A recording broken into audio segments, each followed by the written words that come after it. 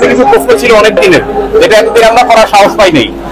এই প্রশ্নগুলো আপনার কাছে করতে চাই। খুচরা বাজারে এরা তো কোনো দ্রব্যমূল্য নিয়ন্ত্রণের মধ্যে থাকে না, তাহলে আমাদের দ্রব্যমূল্যটা আসে হলো কি নিয়ন্ত্রণ করে কোথায়? City group. তেলের বাজার নিয়ন্ত্রণ করে সিটি গ্রুপ কিংবা বসুন্ধরা, যারা যারা আছে।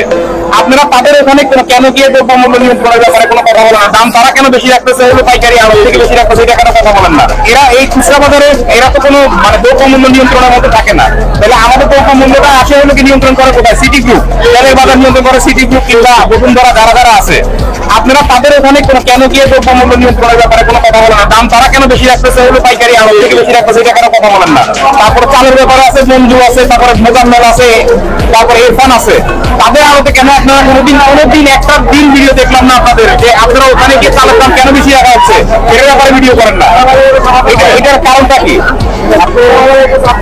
যথাযথ প্রশংসা করেছেন, আপনাকে ধন্যবাদ। আমাদের উত্তরটা এরকম যে ভোজ্য তেল, চিনি এই ক্ষেত্রে সরকার মূল্য নির্ধারণ করে দিয়েছে।